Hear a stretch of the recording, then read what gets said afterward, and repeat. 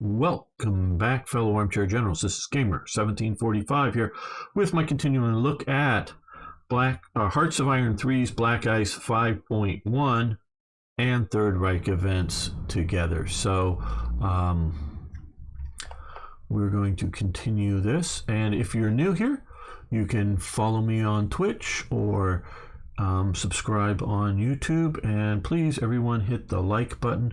I really do appreciate you guys doing that, and of course posting a comment below. So just had been playing my losing campaign. See my energy fine on the other version to get with Black Ice 10.4. Okay, this is, I think this is just happening because we're starting up, because we've done this before. Yeah. All these effects, these.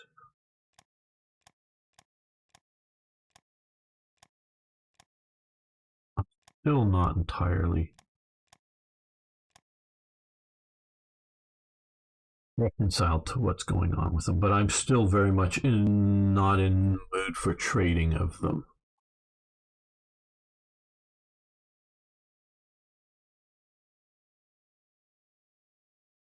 I guess one of the things, if you could just simply trade for the scarce materials, why are we having a war?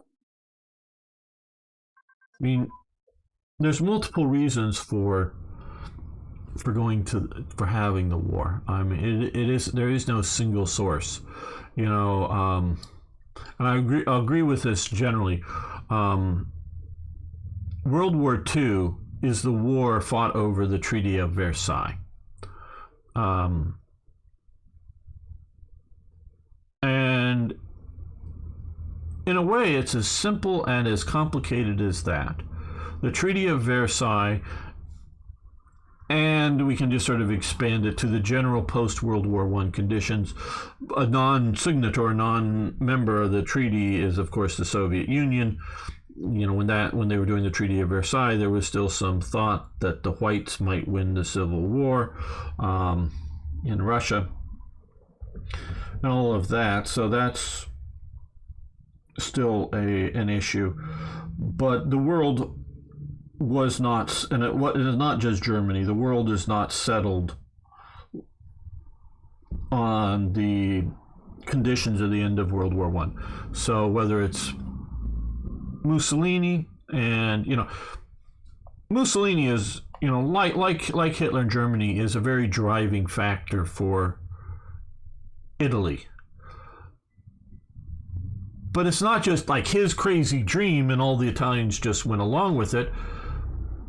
He's just, in some ways, a reflection of a significant segment. I don't know if it's a majority segment, but a significant segment of Italians that, they're coming out of Italian unification, which is about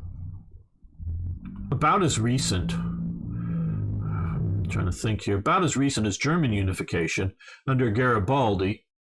So that they're now getting a nation state identity instead of being Tuscan or Venetian or Neapolitan or Roman, Greater Rome or whatever.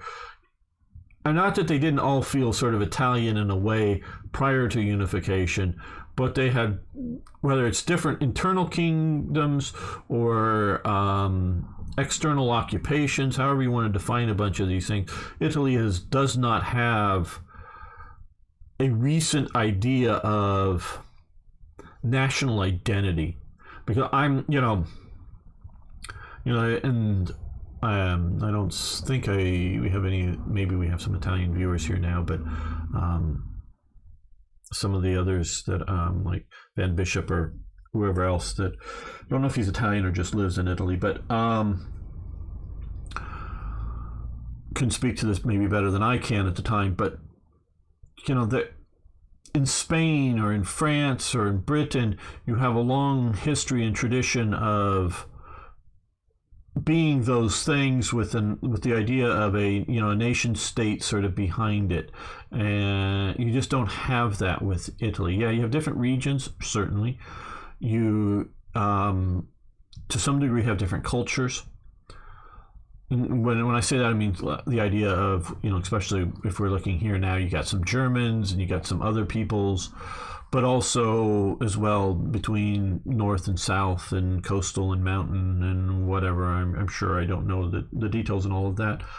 But you have sort of a, if you will, an inferiority complex, I would say, with whether it's pre-Napoleonic, Napoleonic era, post-Napoleonic, different kingdoms, different occupations of the French, and whether direct occupations or sort of puppet governments, or direct control in for Austria and whatnot. So you don't have this great sense of national identity, of national strength. So they're looking for that. And World War I, only to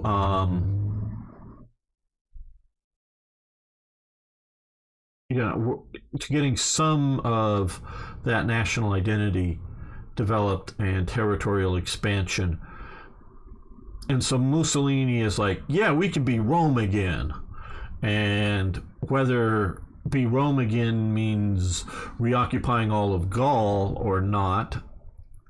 And as conquerors start to conquer more and more things, their ambitions get bigger. So I'm not going to say that wouldn't have been an eventuality, but he's definitely looking east into, what is Yugoslavia, Greece, and other territories. Mussolini is, and the Italians. So that is an unsettled thing, so it's not just Germany defeated, Germany ashamed, Germany wants revenge, they get Hitler in power, and Hitler starts World War II. I mean, that there is an element of that coming along, but that isn't the only reason. And M said in his second, but Hitler argues that to avoid becoming a vassal state of U.S., Germany should conquer living space. Yeah, and that's part, that it's, and definitely use living space, but I think even Hitler would understand, or whatever, it's not so much, it's resource space, and particularly food, because hell, you can all live in apartments, you don't have to have physical space unless you want to grow food, unless you want access to iron and copper and whatever. You got it. The last Italian state before the 19th century was the Lombards, if I remember correctly. Yeah. He means that about the resources, absolutely. And so if it was thought, and again, and I know I'm harping on this, but it's a point of contention, that this zinc and these other, special things that would be along the top here, this is more than just simply trading this rare materials. Now, yes, there's a few more versions of rare materials in Hearts of Iron 4 than 3, but this represents zinc, this represents rubber, this represents aluminum, this whatever the rare material is, that's what this generically represents, and this can be traded, okay? This is a bit more specific, yes, obviously, and this to me represents complete and total access, not just, hey, we'll give you some monies, you give us some whatever. It's a different level of control. So that's why I'm still vehemently against trading of it. Let's come over here and air liaison 37. Well, we are in 37, but we're going to switch over to close air support. So we'll do that. Invest in zinc mines. No, we don't need to invest in zinc mines. And so that is why I fundamentally, I mean, those are some of the reasons, not the only, but why I fundamentally disagree with the ideas of simply having it tradable. And since you will, in essence, be trading it if a faction member controls it. So that is, without going through the trading mechanic, true, but okay. Road network, we're going to stop at that. Let's come back over to here and do that. Tactical air support. I just think it's funny considering how EU likes to at least something on about being less dependent on the US. Yeah, and I know I've gone into this before. The EU, the eventual goal is to be the United States of Europe. And European Union and United States are functionally the same meaning, because they're both united and union are this has other than sort of various language tenses, it has the same meaning. So if anybody in Europe doesn't understand that in a European fashion, yes, but they want to look like the United States in that the importance of the Belgian state will be the similar importance as the Pennsylvania state is in America. That's how they see the eventuality, not as national sovereignty as we would think of it, but simply as an administrative area that has maybe some local peculiarities for whatever. Belgian peculiarities different than French or German peculiarities. Not pronouncing the word right, bam. I'm going to give up trying. But some minor differences for it, but that sort of thing, and that's what they're looking at it. Yes, okay, Belgium sucks, and medium fuel tank and twin engine frame. Okay, medium. Okay, those are grayed out. Good. We don't need carrier aircraft because we're not planning on building any carriers. Armor crew layout. I'm looking for things to do. We'll do the 1,000 kilogram bomb. Do placement. So yeah, it's that type of thing, and I think culturally,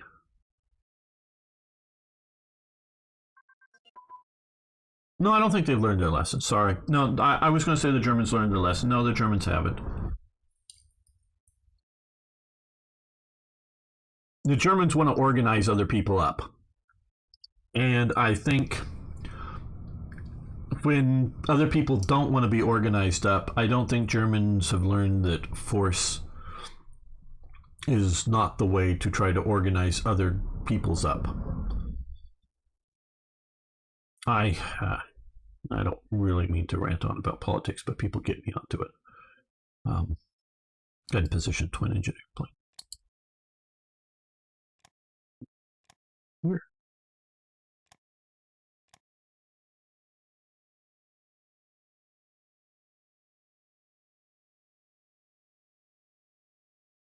And we were talking earlier about, with the last playthrough, about the German reserve system. This is all seen here. All of these I just clicked on is seen as part of the German reserve system. The SA were training up basically future soldiers, young men that are going to be going into the army, giving them military training. The SA has one of the few badges that would routinely be worn on a military uniform that's a political badge is the sports badge in 3 different levels. And the sports badge is, basically a military training badge that was given by the SA, but not just to SA men or women, but because I don't know, there's no SA women. There's Nazi Party women, but I don't know if they trained up the women at all. Not that I know of, but some men basically. Give it to men, but a lot of the men that were being trained by the SA were not SA members. Now, they were trained with the SA members as well, then they were later drafted into the army, but they were also just training up others, other men too, that weren't members of the SA. And So the SA sports badge is worn. So these are all part of Germany's reserves system. That all gets, by the time it's really being used as a combat unit, it's been relabeled as the Volkssturm, and it's been mashed together with other elements of the German Wehrkress and other reservist type things. Okay, direct fire unit training. That would be here. That's there at 37. Let that continue. We want to get to there though.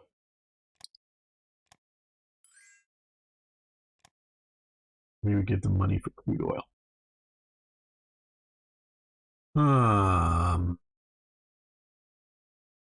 Okay.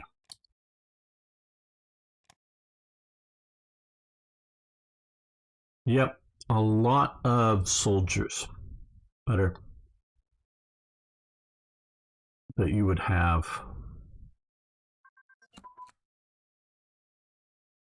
Okay. Advance, it's under escort. That was there. It's grayed out. We can do small warship engines, I guess, would be the next.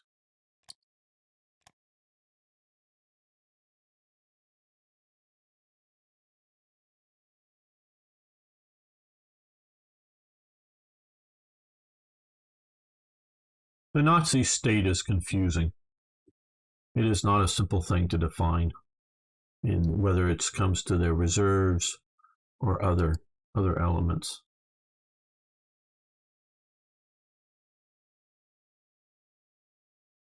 Because I would consider the Reich Arbeitsdienst, or the German Labor Service, as a reserve element. So many of its or most of its direct members are young men about to enter the military. The idea was you go from Hitler Youth to the RAD to the Army, just like spend a year in the RAD. But the RAD becomes armed and still, but it's still primarily a construction outfit. And then you have Organization Todt, and I'm talking about the German members of Organization Todt. A lot of them become armed soldiers, if you will, although their primary job is construction, and but they're doing internal security, to the point that Organization Todt has tanks down in Italy. Now these are often just or they're captured Italian tanks. And often, just a little CV-33s, little tankettes armed with a couple of machine guns on them. And no, they weren't meant to go fight the Americans, Shermans or something. They were meant to keep roads clear and, fight the partisans off, kind of thing. So, truck convoy coming along, gets ambushed, the little tanks would go, fight the partisans or something like that. And in that sense, yeah, that would work. You could go shoot the partisans with those little tankettes and be relatively safe with them, as a tank, where you wouldn't want to go fight a Sherman with it. No, I'd rather crawl on my belly and crawl away than be in a little tankette when the Shermans are around. So, so they're all part of the reserve elements within, and that did fight at various times, not maybe very successfully, but did fight at various fronts and various actions. They had an organization, organization mess beam slam, very much so. Motorboat, grayed out there. Let's see, we can come over here and fire control.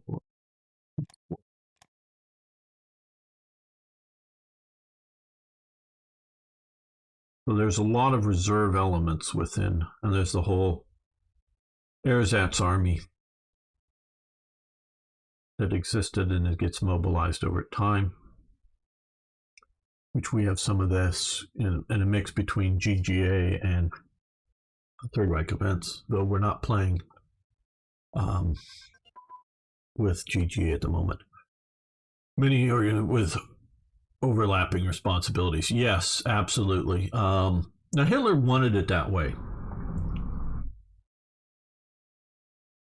It's hard to explain to people because it's also sort of hard for me to understand. The Nazis are socialists. The fascists are socialists.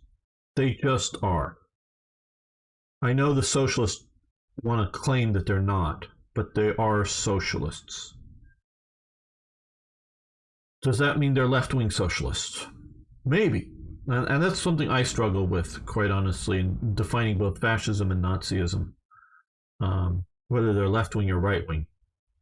But they're both socialists. But neither fascist nor National Socialist, Nazis, are levelers. Where the ideal, and this is, I've seen clips, but I've never watched any of his show. The Twitch, Hussein or whatever, the Twitch commie guy, out there, when it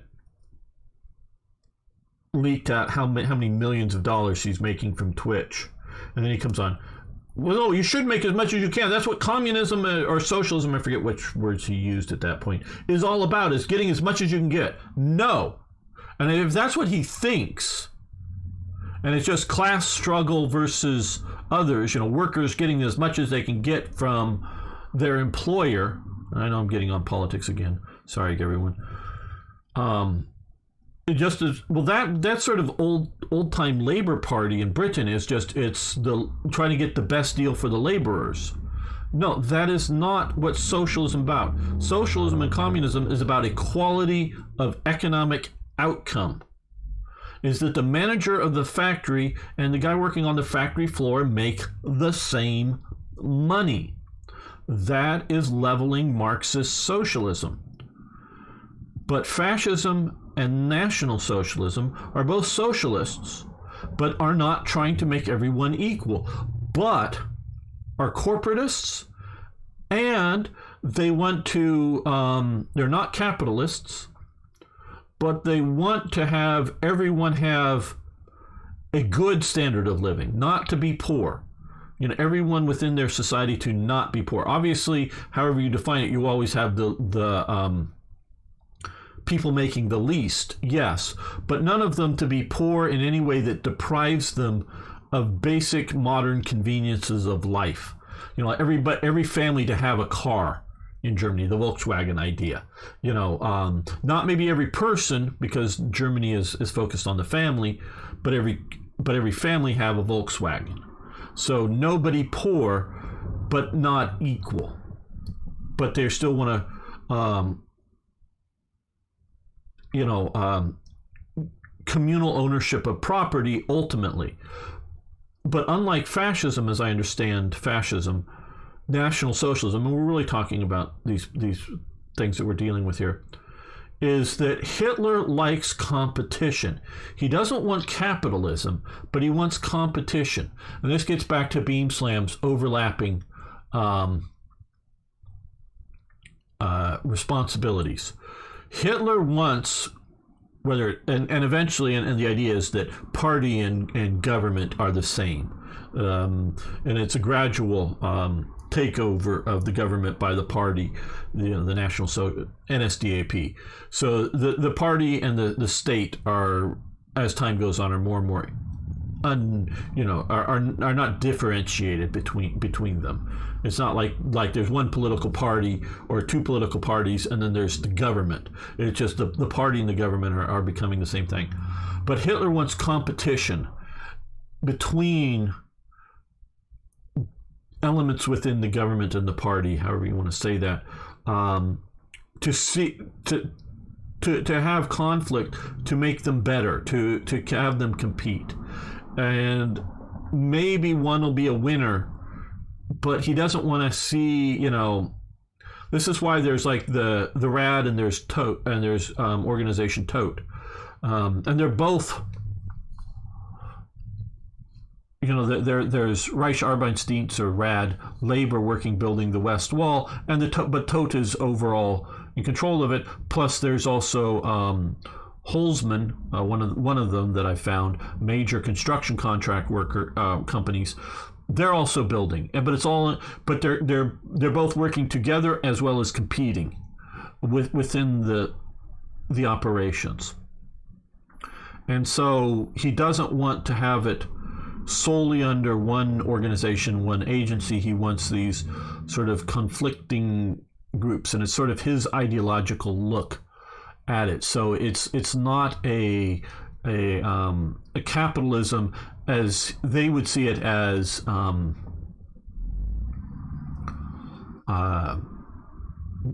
in two aspects. They don't want markets to set prices, meaning supply and demand. Right now, it is very difficult to get a graphics card here in the Western world, a good new one. But it's also very easy to get a graphics card here in the Western world. You can just go get one almost immediately if you have the money and are willing to spend a lot of money to get a graphics card. What Hitler wants is a society in which they just produce enough graphics cards, basically, but there is a max cap on being able to sell them. Price caps. And if there is not enough graphics cards out there, well, then you just start rationing them. That's the way Hitler wants to have society function. He doesn't want the market to determine the graphics card prices. He wants it to maybe be the cost of manufacture plus, 5%, 10%, whatever that's what he would think, and I don't know if it was ever spelled out, but a reasonable profit margin, whatever that might be. Non-exploitive element. And that gets into the other element of capitalism he doesn't like, is the exploitive element, the sort of which he associates with Jews a lot, but banking and loans and all of that type of stuff, and the capitalism of the stock market, of exploiting the workers, exploiting society for private gain. He doesn't want that either. He's against those kinds of things. But he would like to see multiple graphics cards companies out there trying to produce better graphics cards and competing with the market, shares of the market, but not allowing the market to set the price. So if someone has a better graphics card, he's happy with them sort of becoming dominant to a degree, but then forcing the other company to build a better graphics card to compete. So he doesn't want that. Where the fascism, they just want to design the good graphics card and then figure out, well, we're going to sell 1 million computers a year, so just make 1 million graphics cards and it's all good and it can all come from the same factory. It's a non-competitive, as I understand it, non-competitive system. They want a centrally planned system in fascism and socialism, but it's so that's they're more close to that.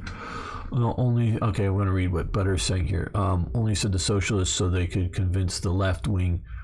No, Hitler is a socialist. Hitler is not a capitalist. He is just not a leveling socialist. I think the problem is that socialism seems to mean a lot to different things, different people. Okay, well, yes, it does. Because what you're often thinking of is Marxist socialism. How do I put this? Socialism is the what I'm trying to look for the right words.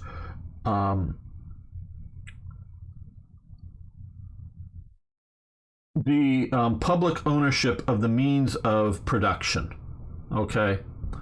Meaning not private ownership, sort of a public ownership of the means of production. Who owns that factory? You didn't build that factory, as Obama was saying. You had workers that built that factory. You didn't build that factory. He said famously at one time, because Obama was essentially a socialist. He believes that the owner of that factory did not go out there with a hammer and nail and build the damn factory. He had other people. So other people have joint ownership in that means of production. That's what a socialist believes, okay? No one individual owns the means of production. It is owned collectively. It is not owned by an individual. It is owned by the society. Now, both Hitler and Marx both believe this. Now, Marx, who was a massive racist and did sort of defend slavery, but Marx believes in the idea that he's not looking at it as a national ownership. He's looking at it as international. It's sort of international socialism. It's sort of, but where Hitler is looking at it as Germany, and then fuck everybody else. We don't care. The German peoples. And so it's sort of in different defining ways. So an individual can own a company, but it is actually collectively owned by society.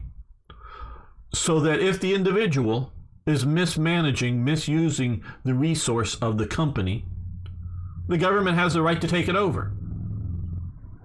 So let's just say in the United States, or in a capitalist system, somebody owns a factory. They make graphics cards. And let's say somebody who's the complete full owner of the factory. It's not shared ownership. It's not like no one has stock shares in it. He owns it. He can clear the building out, light a torch and burn it on fire. Man, it's mine. I can burn it. I can say fuck you to the world. You don't get graphics cards anymore. I just burnt them. Have a good day.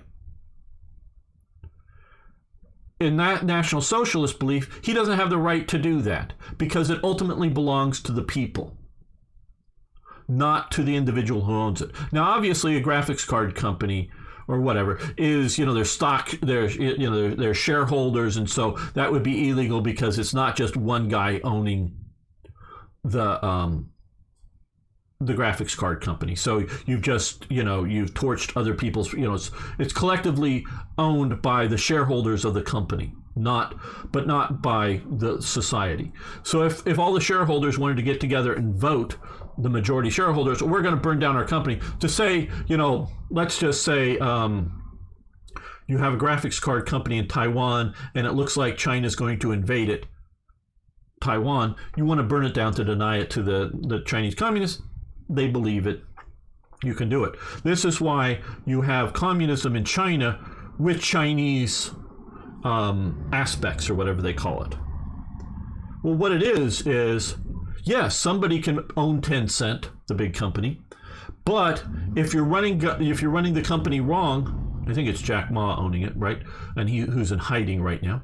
If you're running it wrong, we can take it all away from you because ultimately it's owned collectively by the nation. So they are no longer trying to be levelers, making every Chinese citizen the same. They're giving up that part of Marxism, but they're collectively, they're really in many ways much more National Socialism than they are Marxist socialism now. But they are, the Chinese Communist Party believes that all assets in China are collectively owned by the state, which represents the people, and that, yes, you can be rich, yes, you can own a particular factory, so long as it's in the service of the collective, of the Chinese collective. So that is sort of how you need to do this. Hello, Daniel. Caught us in the middle of all this stuff. I mean, for example, when socialism, I think of economic systems, not regulated markets, etc. So yeah, and so because if you go that, and we're talking still about National Socialism and Hitler and his views,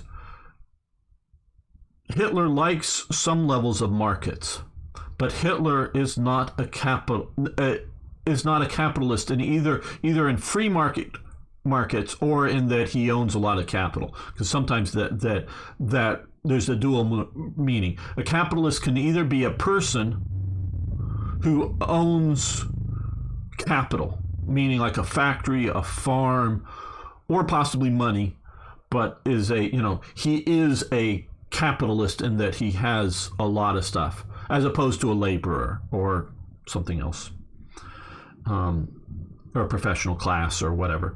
But he is a capitalist, or the other meaning is that he believes in free markets. in capitalism of Adam Smith, if you will. I know there's other philosophers on it, and the socialist wants to make it a duopoly, this or that. Either you're capitalist or you're socialist. Well, if it's that kind of thing, then Hitler is in the socialist camp for sure. He is not a capitalist. Right. Okay. Airport capabilities have advanced. Very good. Which we will stop. Which I know we have a couple of these to fire here. Coastal submarine classes. And all these things to some degree are what shapes my view of Third Reich events and how to make the game. Close here. Support type. 38 is too fast right now.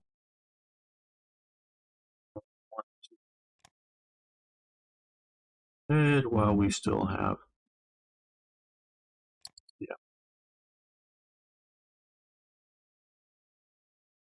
well, point. No.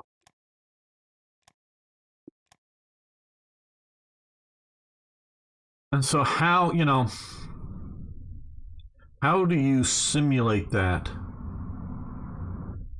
and the Nazi state in a game? How do you do that? How far do you let players not be Nazis?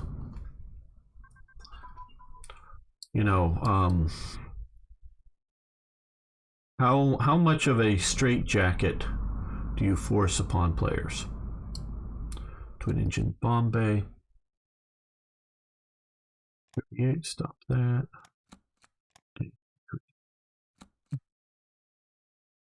It's happening very fast. Launching that.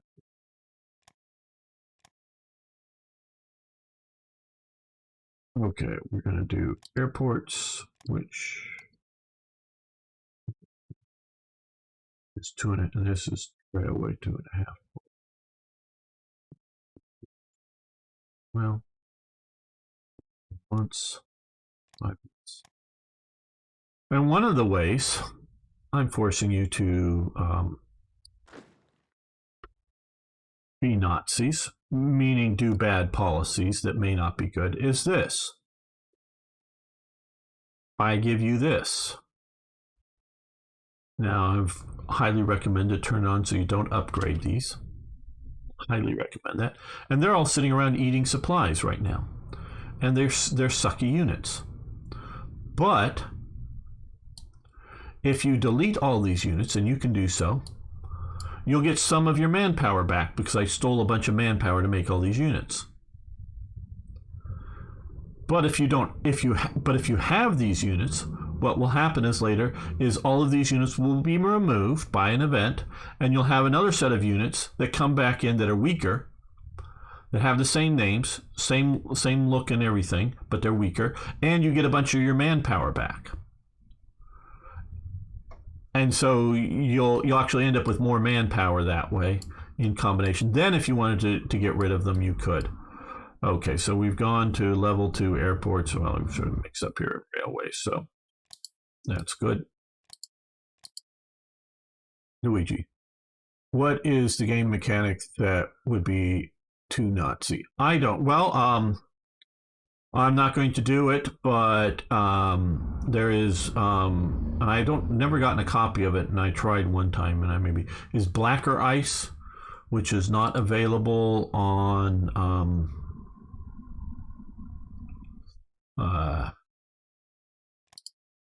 the Paradox web forum. It's through different thing. They've got concentration camps at least, so forcing you to run a final solution in your game, and all of the resources taking up. We do stimulate some of that by having, which I don't think we can have him in here yet, but having Himmler in charge. And also here, this IC cost here that I've done for the SS Reich Sicherheit Hauptamp. I guess I'm probably butchering that. I'm sure German. Part of it is simulated here by having him in charge of your Minister of Security. This is running the SS state, if you will, that is counterproductive to the war effort, and having him in charge reduces ruling party support because this is heavy-handed SS in charge of things. Eventually we will have the possibility later of, and I just left it as Himmler coming in to power here. So I'm simulating some of that a little bit with the camps there. Let's see if we can sell some supplies. Maybe to the Soviet Union. We're getting a surplus to sort of cover this loss. Okay. Not a huge amount, but that, okay.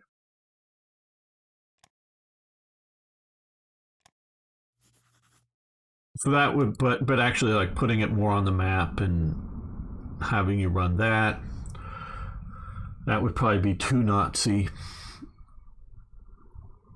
One could make some decisions to use POWs in production or slave workers. Yeah. That's pushing it. That you're actually making the decisions a bit more.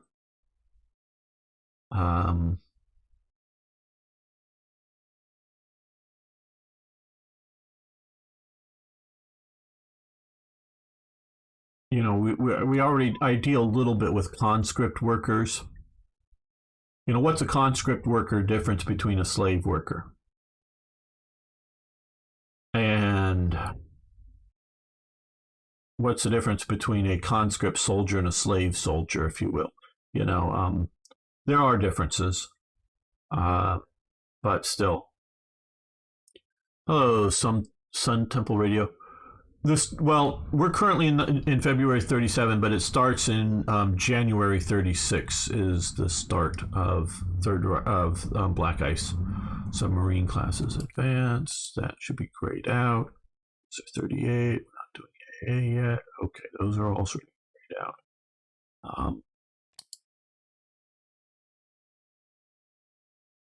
These are damaged people. We'll do that. And if you lose a war, you get hanged if you did too many bad decisions. Yeah. I don't know how, other than you've lost and you've been hanged, sort of end of game event or something, but you would do that.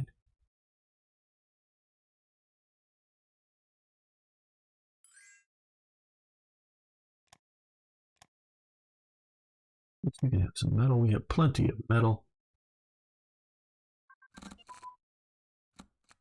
Okay, mountain infantry activation. Nice. That should have been, I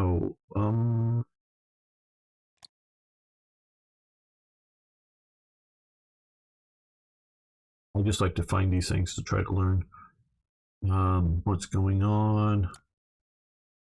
That allows now for special forces as well as unit training. So we'll do special forces because it takes more to do that. So we'll start that earlier. Okay. Coming from Third Reich Events. We're benzing AG. This is when you get part of the bra bag element of in 1934 undertook to construct a plant of I think it's, I don't know, I put the period there, maybe it's supposed to be 1,000 tons of oil. I think it's probably supposed to be 1,000 tons. That's a typo. I lost my editor years ago, unfortunately. Of oil a year at Oberhausen Holten near Duisburg. I'm sure I'm butchering it. It was designed to produce motor oil and produce motor fuel and lubricating oil. The factory specializing there's two different versions of catalysts based on metals, nickel, copper, cobalt, using methods called whatever these factories were called. So you can expand the plant or not.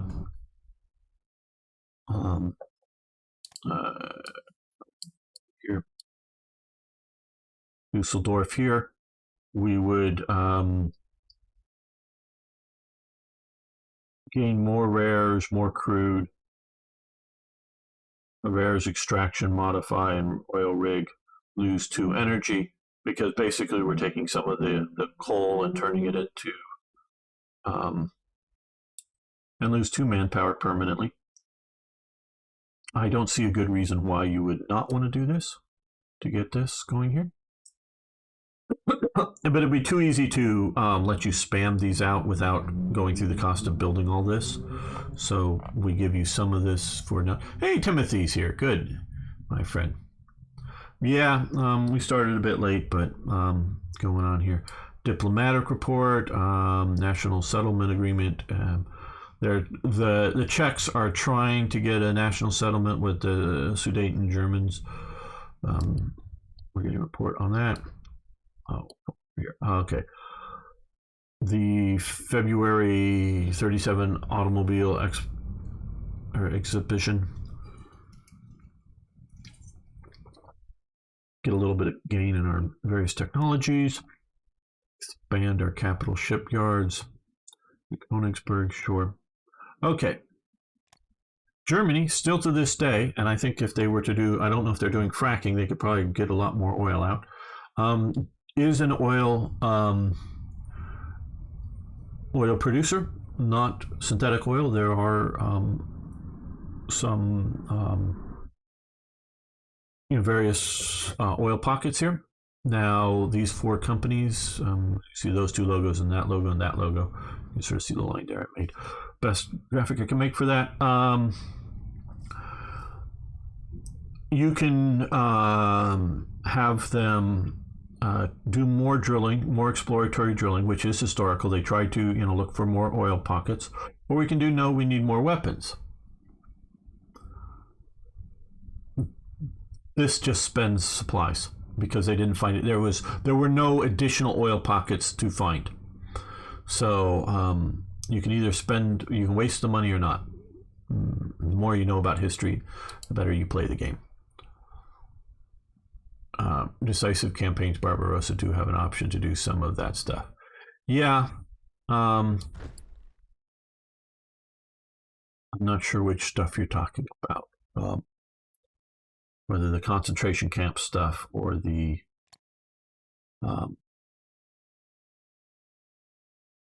well, I'm just taking a break. I played earlier, Timothy, the Drognak Osten, and we're still continuing that, and we're just playing this for looking at it more, experimenting, a little less pressure on me, trying to losing on all fronts, with the other one. Playing a bit of this. Okay, IG Farben also wants to build up in Seton. You can see that's an aerial photo of the plant. I don't know exactly what date that it was taken during the war or pre-war. Factory plant to manufacture crude or a rehydrating coal and turning it into oil. But basically, in one way or another, coal is just basically, or oil is liquefied coal, or coal is dry oil. I know there's other differences to it, but so. Yes, we'll get to a little bit more. Now that we've done this, income here of oil. But because unless, of course you can get in and fire these events multiple times if you really want to cheat. But so I give just a few of these to some degree simulate my understanding of Germany's pre-war and war period expansion in, synthetic oil, if we will. Oh, East Front war crimes. Okay. I only played in Vanilla Hoi 3, had to restart so many times, but in the end, I invaded. Well, good. Build that industry, yes. Thank you, Arno, for posting the links. I do appreciate it. Okay, flying boat prototypes.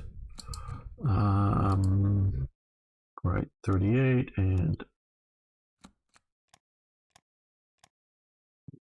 Not going to 38 yet because we still have either 37s or 36s that we can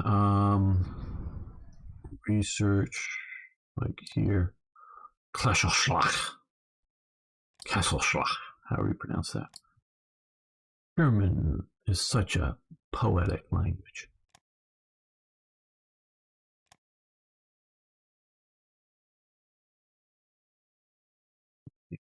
Going though,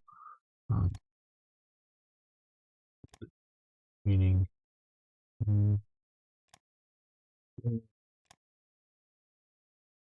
up and do it. Someone stole our blueprints. Hopefully it was a nice friendly nation. Okay, Switzerland, the main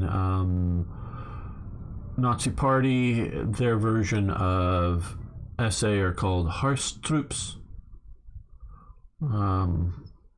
Though all political uniforms were banned in 1936. So you see, they're not in uniform. They're just wearing different trousers, but all the same sort of colors, and not everybody's in the same color shirts, and you know, so it's sort of uniform, non-uniform uniformity, you know, and that's the photo of the plant. Do we want to make all of these uniforms? We'll get an industry, basically a uniform making industry, though, just industry, for 6 ICs until March 37, so not that long. Well, March 15th, so 10 days. Yeah, this is not a completely free, obviously, but it's sort of a cheap IC to represent that.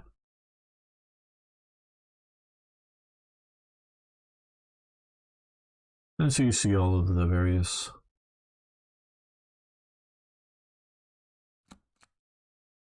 Willie Messerschmitt. This is from, this seems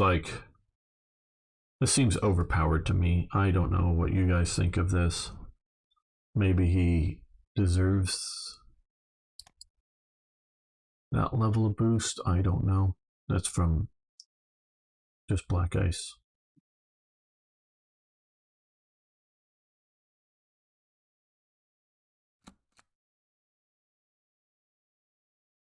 What would Nazis be without uniforms? Absolutely. You know, definitely as a kid and still to this day, I have a fascination with Nazi uniforms. As you know, if you listen to me, I'm not a Nazi, but and I don't really want to live in that regimented world. But just all the uniforms, all the uniform variations between, you know, the railway police and the fire police, because there's both railway and fire police, and then there's various other police, you know, just all these uniforms, all the helmets, all the buckles, all of the badges. Yeah, so it sort of comes through in the mod. This is Der Essay Man. Is it a daily or weekly brown shirt essay paper that's published? I'm just trying to show, with Third Reich Events, I'm trying to show what it was like to have lived in Germany at this time. You would have been, even if you're not a member of the SA, you would have been familiar that this paper was being sold. SA members were expected to buy it, which helps fund the SA, as well as educate them, indoctrinate them. However, they would have those enamel signs, these posters up around trying to sell it. So here, political power gain, lose a little bit of supplies, but just trying to show you what's going on. Hugo Boss did not, well, he had a small uniform shop. He did not design the uniforms. He had no influence in any designing, and he was a small tailor shop, basically, for high quality. One of the officers in the army and the political uniforms you were expected to buy. Okay, let me explain how this works. And it's sort of going in a little bit with that Voster and Bevo, because it's something, whatever. When you were, with the, I don't know things about like the railways or whatever, or the post office, but probably there too. But for the party, when you were a party member, and you were like in the SA, or you were in the Hitler Youth, or you were in the RAD, or you were the BDM, the Women's Hitler Youth kind of thing, or if you were in just a political party, the NSDAP, but you were a type of position that wore a uniform within it. Not every member, wore a uniform. Well, but you all had to buy a party badge, okay? If you were a member of the party, you had to buy a party badge. If you were part of the DAF, the Deutsches Arbeiters Front, the German Workers Front, and now there's a lot of members that probably had you had to buy a badge, but a lot of them didn't have uniforms because they were just the worker in a factory. But if you were sort of the idea of the union boss kind of guy in the factory, you would have a DAF uniform. Okay, you weren't issued the uniforms. Every piece of badge, every jacket, every pair of pants had a label inside that the manufacturer had to buy the label. And they're often little paper labels, often like on the little sewn on badges. They would actually be under, you wouldn't see them, but be behind the badge that was sewn on with them. You had to buy official party gear. Whoever it was made by Hugo Boss, yes, it's overstated, and I get sort of a little uptight with that because they want to make him that he designed all that. Nope, he didn't do that. He was a small-time, high-end tailor for uniforms, yes, military and party. But either he had to buy the badges from the badge manufacturer that would come with a label on them, a sticker kind of thing, but like either a fabric or a paper sort of sewn on sticker. Or he wouldn't because he was too small, but his hats or whatever, the officers' hats type things that he was making, they would have to have this label in them. And he would have to pay to get these labels. This was the way the Nazi Party, one of its ways of it funding itself. So you join the SA. Well, now you've got to buy an SA uniform.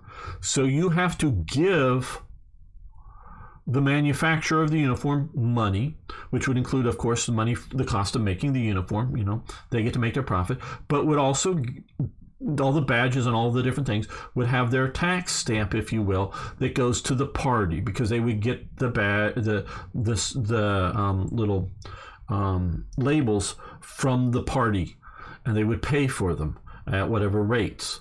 So this was a money generation thing. The whole party apparatus, all these uniforms, all these badges, the newspapers that they published were all money generating enterprises. I don't know how much so this is in the party.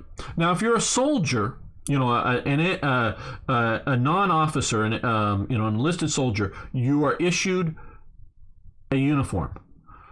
If you're an officer, I'm not sure about the German army at this time. I'm not sure. But I'm presuming it is this way. I know it's with the American and the British Army, is you are given an allowance to buy a uniform. It's not it's additional to your standard pay. But, and let's say, they figure an officer's uniform is going to cost $100. Let's just say that, $100. But if you wanted to go to Hugo Boss, and they actually had fabric samples, and they could get approved for higher, but the right color, the right sort of type, but higher quality cloth, or maybe tailor fitted to you. But within uniform regulations, it's supposed to be. Sometimes some officers, depending on the units or how prominent they were, they might get away with non-regulation stuff and whatever. So you could go to Hugo Boss. And there were other ones, and he was a small outfit at the time. Don't think it's terribly big. Meaning he had like one storefront shop, and I don't know whether it was attached to it or just nearby one sort of tailor's manufacturing business that sold through this one storefront shop. That's all it was. It wasn't big. You could go to him and go, hey, I want that really fancy officer's cap that's within regulation standard, but made from nicer material, made a little better quality, or hey, I want you to do a whole uniform up for me that's fancier. So I'm going to pay $200 for your fancier uniform than the standard government allotted $100. So, I'm paying an extra $100 to have a cool uniform. Now, if in the operations of your duties, particularly at war, say your uniform gets destroyed, and you get approved, yeah, uniform got destroyed in battle. Okay. Could have been in the supply truck and it got strafed by the enemy and it caught on fire and burnt. Okay. Well, then the government would give you, okay, we'll give you another $100 to buy another uniform.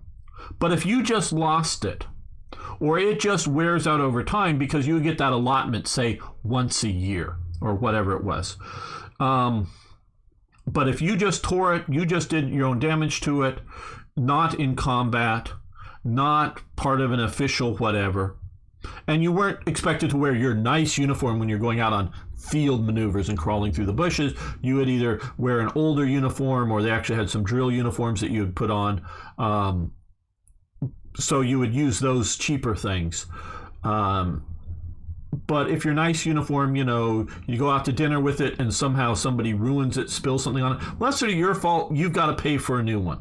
But if it's in the line of duty, in war or whatever, the government will reimburse you to the standard levels. So yeah, that's where Hugo Boss came in, is either party or, because that was the thing going. It was, he started not doing civilian clothes, but switches over to uniform manufacturing, high quality, but within standard procedures. So this is all the National Socialist economy of how, and even sometimes you will find enlisted and more likely NCOs buying some higher quality. If they have private means of income or whatever, buying some of their own stuff. So, it varies. And you can get some custom made stuff. So that's how it all worked. So now you might be paid, and it depends, and I say might because some people were like full-time employees of the SA, meaning you showed up every morning, you went to a desk job or whatever, and you would get paid by the SA. Many of the other guys were just sort of like, they worked in a factory, they worked on the farm, but they're also an SA member and are expected to show up for the SA event, but they made their money some other way. So, it varies on what's going on with things. Okay, we have political indoctrination. That would be, I'm thinking, I'm not sure.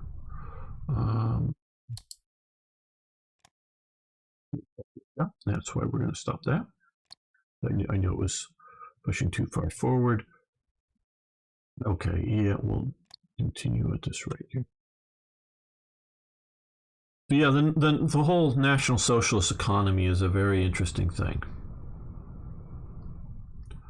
My understanding is, Berchtesgaden, we have it simulated here. And it's not just this nice house here.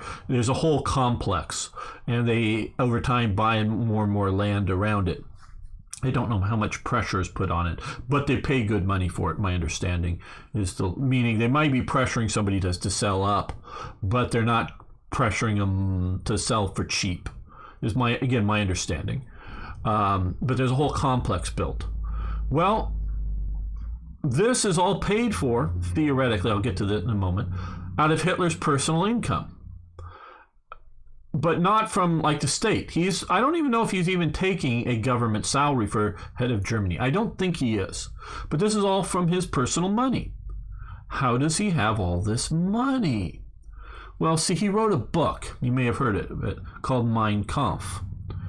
Well, it's for sale. People are buying it. So Hitler is getting, including, because there are some licensed and some unlicensed, including there's at least one licensed version, translation in America that's produced, and there's like one or two non-licensed versions being sold in America, not just because wannabe Nazis are reading it, but other people are reading it to understand what Hitler's doing. Not everyone who reads Karl Marx is a communist kind of thing. Neither is everyone who reads Mein Kampf is a Nazi. But he's selling it. But this is where it gets sort of a bit tricky, is the German government buys huge numbers of Mein Kampf. So Hitler's getting rich from this. Why is the German government buying huge numbers of Mein Kampf?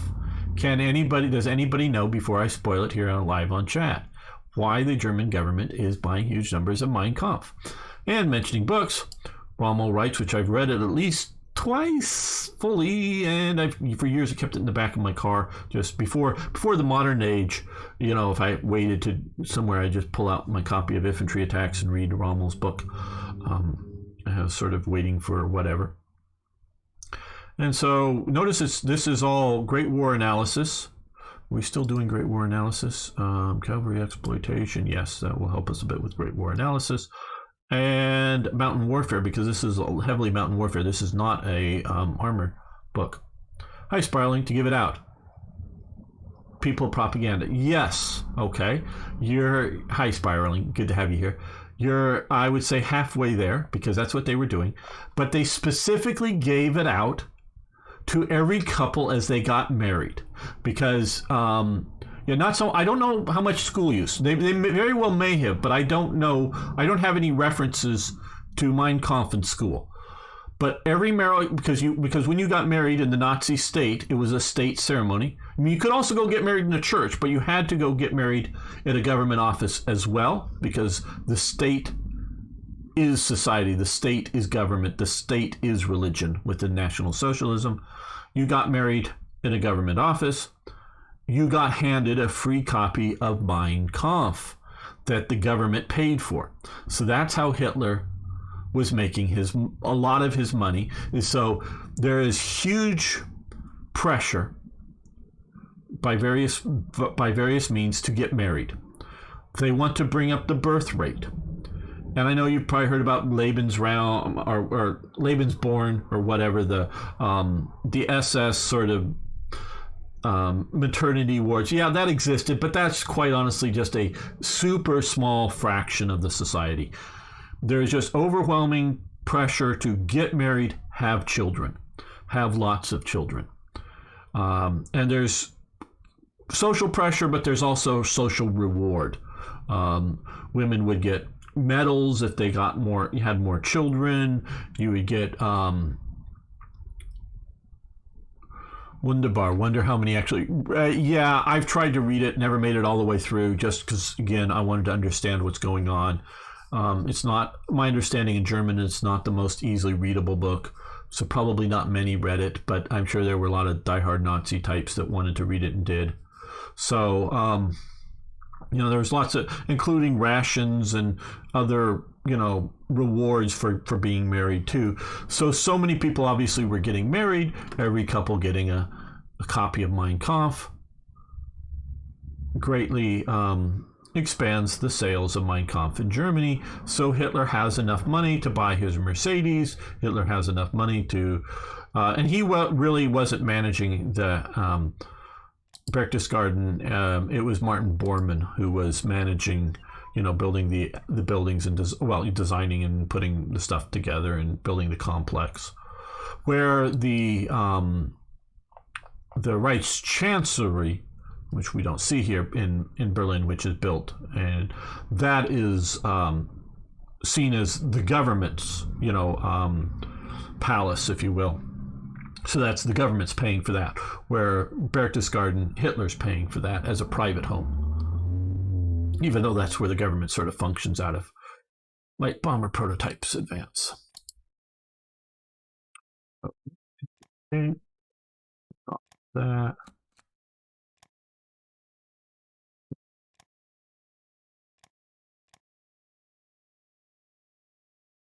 Yeah, yeah, NMDB. Yeah, I understand.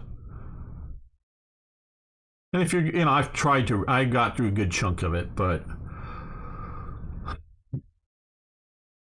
Hitler's a complex person to understand, and Hitler changes.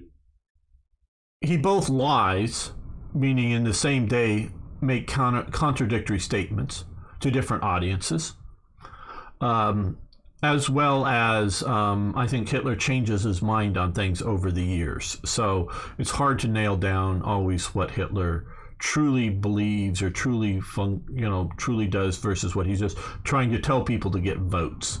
So some of the people that Hitler was a Christian, yeah, that's just because when he was in front of a church audience trying to get votes, he would tell people he was a Christian. But like privately, when Mussolini asks Hitler how Hitler's dealing with the church, because Mussolini's had different problems with the church, Hitler says, I don't have any Christians around me. And it's very true. And I sort of looked, there's absolutely, that I can tell, there's no inner circle Nazis that are Christians. There are outer circle types that may be Christians, but none of the National Socialist hierarchy, the inner circle types, are Christians. It's a very anti-Christian regime. And so, as the structure of the sentences, yeah, absolutely. With Mein Kampf, direct fire unit command and control, which we will come over here. And we will switch that up to that to make sure that we're getting that researched. And we could use a little more income. So let's see if we can sell some supplies to America. There we go. Not a huge amount, but some.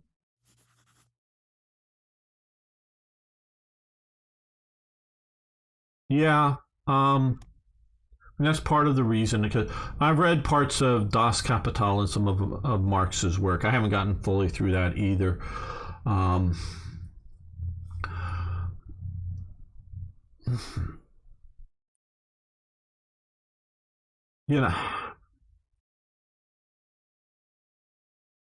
Okay, I'm trying to remember because it was back in my sort of high school and college years that I was trying to read the book. But it was reading, what got me to stop reading Mein Kampf was reading Inside the Third Reich, the memoirs by Albert Speer. That's what's got me to stop reading that, because one of the times I think it was at Berchtesgaden Gardens, he was doing his sort of, this is where they lived. Up on the hill, there was a tea house that they would walk to for afternoon tea, and there was normally a gaggle of them walking, but Hitler and one or two other people would be walking out in front of the rest so that they could sort of have a private conversation amongst themselves, and the rest of the gaggle would follow along and then all go into the tea house and have afternoon tea and then walk back down to the main house. And this was a daily routine. I'm sure it varied at different times of the year, winter or whatever, not happening, but it was a common routine. And on one of these walks, if I remember correctly, Hitler's walking with Speer, and Speer says something to the effect of, and obviously saying it in German, but I'm still trying to work my way through reading Mein Kampf, and Hitler to the effect says, don't bother. It's already, don't know exactly what his term would have been, out of date, superseded. It's not necessary. We've already gone past Mein Kampf. It's no longer a real issue. So, at reading of that Hitler to an inner circle elite, telling him, who's trying to understand Nazism. Speer is trying to understand Nazism, and this was fairly early on. This is before the war starts. This is when Speer is just the cool architect that knows Hitler. That's designing the Reich Chancellery, designing, more, this is, after Hitler's in power. But I forget the year. I don't know that I ever knew the year. Well, I probably knew the year when reading the book, but that was way back when. This is fairly early on, but this is after they had Berchtesgaden set up. And so Speer is trying, so Speer is not really a government person. He is still, he may, to some degree, the sort of Reich architect. But he's not, later on as he, takes over the organization Todt and becomes Minister of Armaments. This is well before all of that time. Hitler's dismissive of him reading Mein Kampf. So that meant, well, why am I bothering to try to understand Hitler? Not to say that you shouldn't read it. I'm not trying to convince people not to read it. But it is... and like he's saying, the mission statement to invade the USSR. Yeah, I'm not saying that there aren't important elements that should be noted and understood, but it's just sort of that got me to go, no, I don't need to read this because it wasn't fun reading. Yeah, Hitler wrote a second book, but it was not published, as far as I know. And, well, he wrote no books. Mein Kampf was dictated to Rudolf Hess in Landsberg prison. Rudolf Hess' term actually is up, and hey, you get to go home. And Rudolf Hess goes, no thanks, I'll stay. And he stays in prison, because it's actually sort of easy living in prison, for prison. He stays in prison with Hitler. They each have private cells. It's not like they're bunking in the same cell. And he's like daily coming over while Hitler is going on. And Hess is taking down dictation.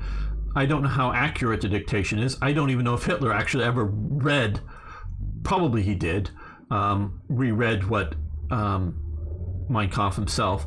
But it's then been edited, written down and edited by Rudolf Hess and published. Now, I don't know on the second book. Quite honestly, I just don't know how it was created. I know there is a second book that is unpublished.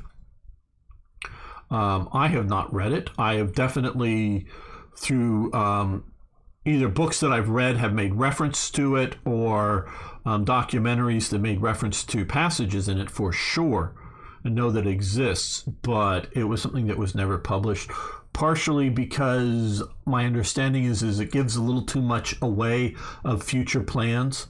So they don't quite, we don't want to quite let everyone know we're going to be invading your countries real soon kind of thing. Not that it was like battle plans, but just mission statement type stuff. Funny that those mods avoid death camps, which were an integral part of German economics. Why is it not implemented in the game? This mod is about history. Well, a couple of reasons. I can say the primary one is Paradox does not allow direct references to war crimes in its games.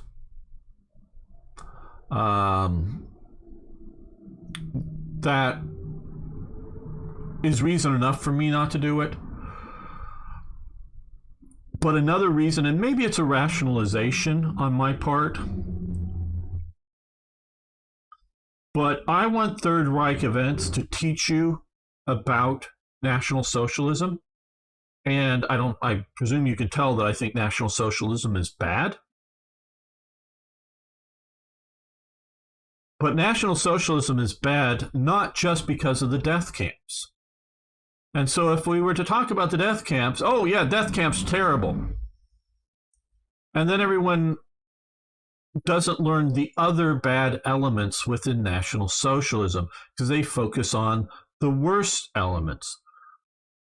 National Socialism is bad and evil even without the death camps. So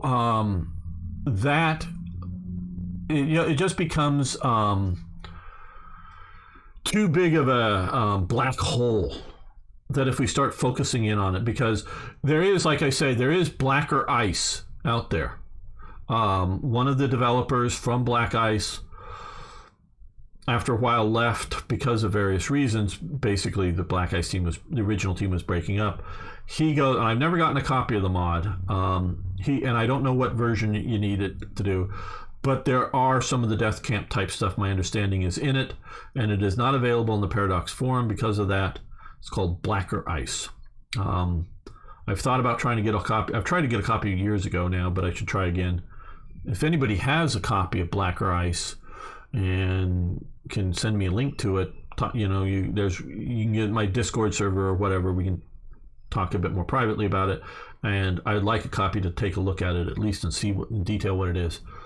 But so my mod does not focus on it because that's just such a black pit of despair, use a Princess Bride quote, that overshadows all the rest of the evil that is talked about within the mod, that shows the regime is evil in other ways as well. What's your take on Hess taking that fateful trip to... Now that's a complicated one. In short, he feels sidelined. Hess has been in the Nazi movement longer than Hitler's been in the Nazi movement. Hess, I think, starts out as Hitler's handler, like you would think of as a manager kind of thing, because Hess goes back to the Thule Society or Thule Society. I'm not sure how the correct pronunciation is.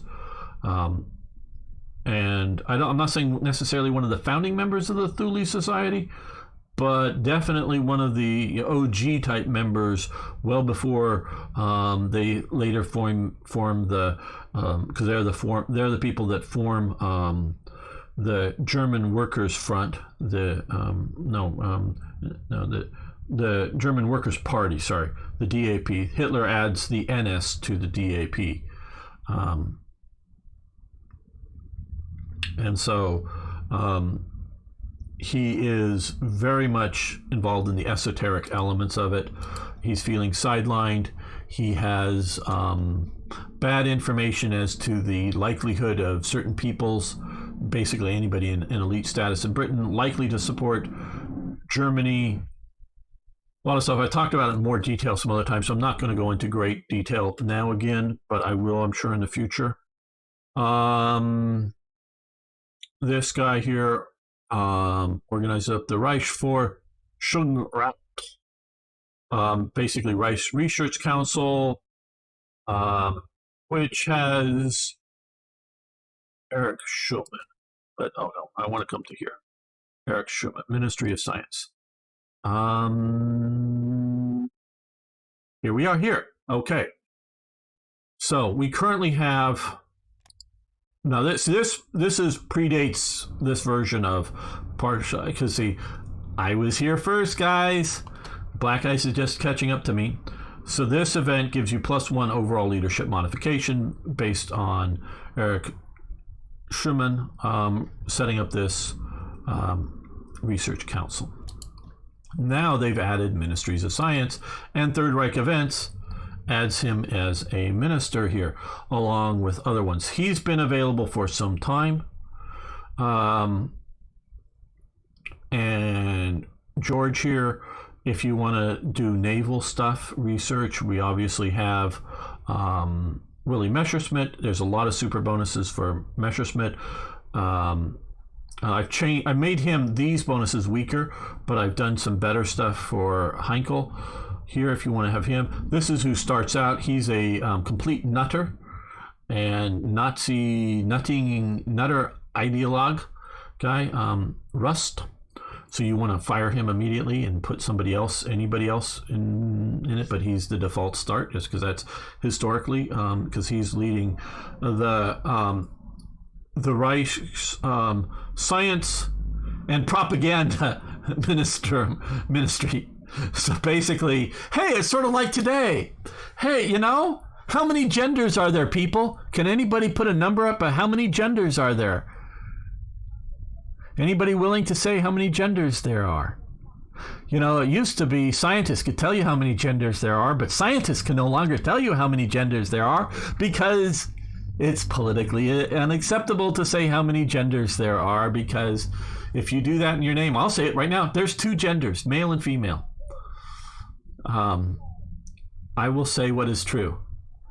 Yeah, and so he believed, all this nutty stuff. So actually, leadership down, consumer goods, because he's putting consumer goods into bad practices, propaganda kind of things. Research efficiency down 5% because, hey, we don't want to research good things. We want to research National Socialist things. So yeah, he's just like modern day ideology over reality kind of thing. He was one of these guys, but for the Nazis. Not that it's so different. I mean, yeah, it's, oh, wait a minute. They're anti-Jewish now, aren't they? Yeah, well, yeah, about like modern days. He's about like modern day peoples, except for he believes white people are superior as opposed to non-white people are superior or whatever. Yeah, it's that kind of nutter job. Well, and we have Werner von Braun is a possibility, or we could do here, put in Eric. Mostly, of course, reducing practical decay of armor, artillery, and infantry, but we're not building any of that, so that isn't useful now. But research efficiency goes up by 2%. Well, we're getting plenty of research right now, quite honestly. We're doing okay with building up our officers. I'm going to leave Willie Messerschmitt just because of all that air bonuses that periodically happen. I haven't done a similar thing for him because I don't think he's brilliant or anything, but he's just plodding along. Once we get into the idea of producing our ground units, he is probably the one you should switch over to. Obviously, if you want to do naval stuff, you want him in charge, or at least surface vessels, not submarines. If you want to go more medium bombers or jets, you want to Heinkel, because the Heinkel jet was flying. Heinkel is the one that funds and supports jet engine development, not Messerschmitt. That's why I got rid of the jet development for Messerschmitt. And the first functional prototypes, not production models, but prototypes that would have been good, not as good as the ME-262, but the Heinkel, I forget the Heinkel model. There was a Heinkel jet. So if you want jets a little earlier, Heinkel is your man. It was the Messerschmitt ended up being the better aircraft and came a little bit later, but he is your jet guy. So if you want to do jets, you want Heinkel. You want light. I mean, they both do medium bombers, but he does medium. There's a lot more Heinkel medium bombers. So you want medium bombers, you want jets, you go Heinkel. You want light aircraft and some medium bombers, you go Messerschmitt. As those are my current advice to you on this. So we're going to leave that. Okay. And there was an SS Medical Academy founded in Berlin, 1937. And yeah, it's both practical and, SS doctor giving a physical there, but also nuttery too, and eventual, human testing on live subjects and things later on that come from that. Oh, and the reason I'm not doing zinc is my understanding is this. Well, no, I should come over. Let me save this right now. We'll look at this and then let's make sure we get a good save here. Good. My understanding here, and let's go to where's zinc? Zinc here. This is Zinc Level 2 based on how many ICs, what the level of zinc is versus how many IC to how big of a bonus. Sure, more supplies to be nice, but don't really need it, and we've got plenty of metal, so we really don't need more zinc to expand the zinc now. As we get more and more ICs, and if we don't get other zinc deposits, there are I don't know what this is uranium, But and this is helium. What is this? Okay, we'll get some more zinc here. I don't know whether this is level 1 or level 2 zinc, but we'll get more zinc as there, and we may get zinc in other places. Oh, there's aluminum here. Yeah, that's aluminum, not AI. But as we get some other stuff, it will balance it out. But if we get a huge number income of ICs, you might want to expand some of the zinc anymore that you want to do. So yes, we can look at that now. Okay, we have way too many supplies being manufactured right now. So let's, and you want a lot of supplies because TRE pays for things in supplies. And some events require you to have a decent base of supplies, but so we're going to expand that there. Now that's expanding a lot into some of these other elements. And my last playthrough showed very much that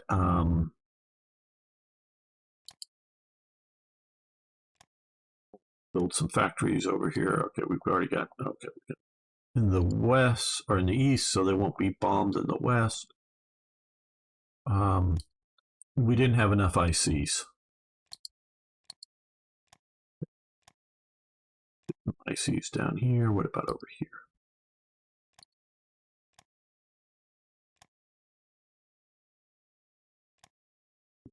Keep them somewhat away from bombing over here.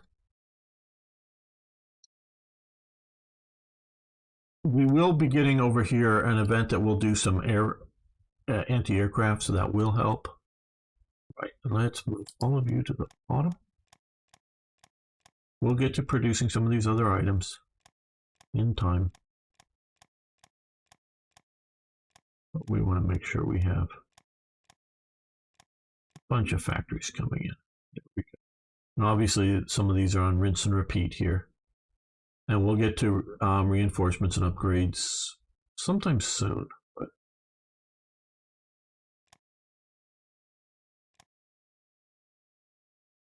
yeah, well, we're going to end the episode.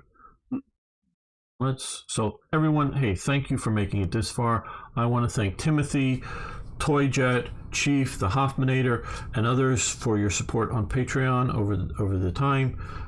But everybody else, you can just hit that like button, post a comment below. Really do appreciate it. And of course, if you haven't already, please either subscribe or follow on Twitch to catch me live there. Thank you so much. See you next time for even more Hearts of Iron.